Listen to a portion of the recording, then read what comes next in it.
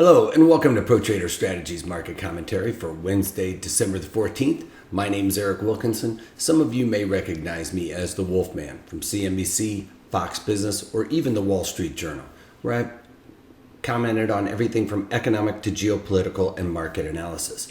Please keep in mind that everything that we talk about in these daily market commentaries is not a solicitation to buy or sell any of these securities or strategies. At the end of the day, we're here to teach you some different strategies that you can implement into your portfolios, but please do that in your own way. The reason why I can't give you a recommendation on a particular stock or strategy is because I don't know your risk parameters. I don't know what's in your portfolios, and therefore, what I'm doing could be counterintuitive to what you are already doing. Having that out of the way, let's get this on. Quite a bit of economic data coming out today, and a lot of it has been a little bit misread, I think, for the most part. Some of the stuff we got out today here in the United States was the core retail sales came in at 0.2%, was expected to be at 0.4%. Then we got PPI came in at 0.4%, was expected to be 0.1%. Retail sales also came in at 0.1% versus the expected 0.3%.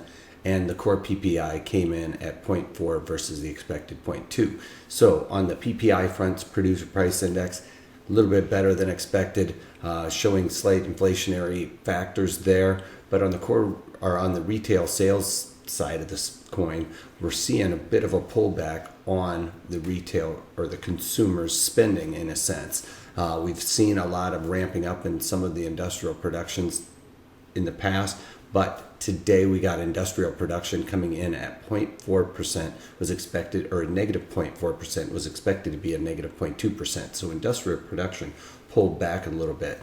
A lot of the headline numbers coming out today, we're talking about business inventories, which I've talked about this several times in the past, where business inventories is really difficult to discern whether it's a good economic indicator or not, because business inventories can come off despite the fact that what we're seeing, retail sales not doing very well, and that is due in part to industrial production. If industrial production pulls back, basically what they're doing is they're just offloading business inventories. So it doesn't mean that they're producing, or it doesn't mean that the retail consumer is actually purchasing those products in mass quantities. It's really that the businesses are pulling back on production and getting rid of overhead, in a sense, lowering their overall cost of carry, in a sense, on those inventories. So that's where this whole thing comes into line. We saw it on the headline numbers today. Everywhere I was looking, I even tweeted out, everybody's looking at business inventories and talking about how great it is. Well, it's good that the businesses are drawing down on inventories, but the fact is the consumer isn't buying and the manufacturers aren't producing. So those two are bigger factors to look at, and that is what really was driving that number lower. Also, we got crude oil inventories coming in at negative 2.6 million barrels. Drawdown expected to be a 1.4 million barrel drawdown. Now, digging into these numbers again, yes, crude oil spiked off of that. As a matter of fact, last night's API number came in that there was a build, which the difference between API and the DOE, API is voluntarily given out. So these API people will call up the different oil producers and things of that nature and see if they have a build or not. They don't actually have to report any of those results to the API, but the DOE, it is a government mandate, so it is the number to look at. But last night, API came out with almost a 4.5 million barrel build projection, with Cushing build as well. Then we got the DOE today coming in, and the DOE showed that crude oil had a drawdown of that 2.6 million barrels. It was actually 2.56 million barrels. So that caused it to really rally. But the thing is, you got to dig into those numbers. We saw what is happening here is that the oil producers are actually refining this into gasoline, and they're ramping up that distillate process and producing a lot more gasoline, and we're not seeing the demand for gasoline right now.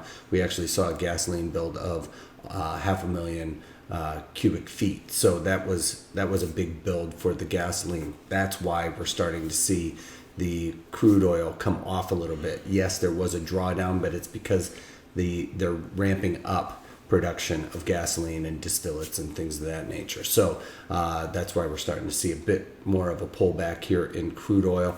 It is down 76 cents on the day. It was positive earlier on, right after that headline number. So make sure you dig into those numbers, because that is really what is important. Not just those headline numbers you're going to be seeing on CNBC and some of the mainstream medias, because mainstream media wants the markets to go up. Their ratings go up when the market goes up. So everything they can do to make all the markets go up is seemingly what they try to pull off there. Anyway, let's move on to the overall markets. We've got crude oil, like I said, down 76 cents on the day, right there, testing that value area high. That is a line in the sand. It is going to act as support. If they can get below that, we should see a bit more of a retracement to the downside in crude oil. Then with gold again trying to test that 9-day moving average. It's really acted as a stronghold resistance line as the market continues to slump down. I talked about this in an Instagram post that I could see gold by the end of the year, 2017, I should say, down at 1,000 troy ounces. So keep that in mind. That would be below this year's 52-week low. Onto the bonds. I talked about this as well. I could easily see bonds trailing up and getting back into this little area here right around 150. It's gotten above that 9-day moving average. That's acted as quite a bit of resistance right now. The bonds up a point on the day.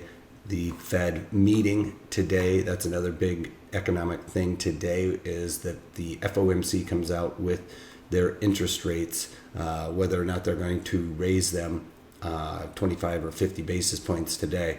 With these economic numbers I saw today, I would hope that they are looking over those and mulling that over quite a bit today, because those are really kind of showing a crimp in spending, and the last thing they want to do is crimp spending more right now. It is probably one of the most important time for the retailers, and if we're starting to see retail sales wane a little bit heading into December, the last thing they should do is try and crimp that spending going forward right now. On to the Dow Jones Industrial Average. They are down just slightly on the day. No historical highs as we speak, but the rate decision today is really going to determine whether or not we get to see the Dow 20,000 or not. If they raise it by 50 points, I think that is out the window for quite some time. If they raise by 25 points, it's, I would say, about a 50-50 on that happening. And if they don't do anything, I think it is a guarantee. So on to the Nasdaq. Nasdaq just slightly up on the day. Really quiet day across the board in the equities, as we've seen a lot of jockeying back and forth in the past several weeks, getting ready for this FOMC. So today I think people have pretty much gotten their books in line and their portfolios hedged. So today probably is going to be a quiet day until 2 p.m. Eastern, 1 o'clock Chicago time. That's when we could really start seeing the markets get jukey a little bit. But like I said, a mixed bag here. E-mini S&Ps down 4 on the day. But for the most part, as you can see, an inside day after yesterday's historical rally. But I don't really see this market really making any kind of big moves until we get the results of that FOMC again. This is what I'm talking about with an inside day. This is a 15-minute chart of the E-mini S&Ps.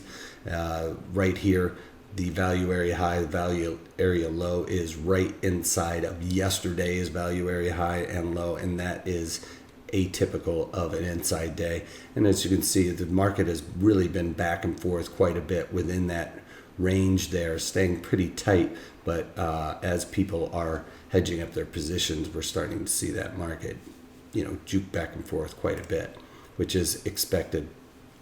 On to the things that I've done. I'm being pretty quiet today as well, but I did take this trade off. I was trying to get off of this trade yesterday for 50% of my max profit on this trade. Mylan, MYL is the ticker symbol. I did a put spread in there. I just felt like it was beaten up. I got beat up in this stock, so I'm also trying to recover some of that by doing some high probability trades as well. I gotten in a little bit early thinking that the worst was behind Mylan, but the market continued to sell off. But when it got down around that $33, that's when I decided to step in. When it actually rebounded off that $33, I felt like that was a pretty good support area. So I went into it with the January 30.33 put spread, and I sold that originally for 32 cents, bought it back this morning for 9 cents. Now, yesterday I was trying to get out of that for 12 cents, couldn't do it. Just woke up this morning, and as you can see down here at the bottom, volatility continued to come off in there, which allowed me to collect those extra couple of pennies for that matter in that trade. So sometimes it's better to be lucky than good. The market's lower than where I was trying to get out yesterday. So yesterday you would have thought I would have had a better opportunity to get out, but with the volatility coming off directionally wrong today, it still worked out. So that's why I talk about all of this in those webinars that I do on Fridays, and really pound home the importance of implied volatility and taking advantage of that. This is a perfect situation where yesterday, really with that pop higher, I should have been able to get out, but the volatility really just didn't come off yesterday. Today we're seeing that volatility come out more, and I was able to get out even though Mylan is at a lower price than it was yesterday, which is counterintuitive. If I'm short puts, I should be having the market go up, and that gives me the opportunity to get out. This was the opposite. The market came off, but volatility came out as well, and that allowed me to get out for better than 50% of my max profit on that one. All right, so Friday's webinar is going to be on the call calendar. It's great for low implied volatility. We've got earnings coming up very shortly, so we're going to be setting that up for the earnings trades, because we're going to look for now implied volatility to start expanding in things like Mylan. So keep your eyes out for that. Go to protraderstrategies.com, sign up for it, and if you can't take that, take it easy.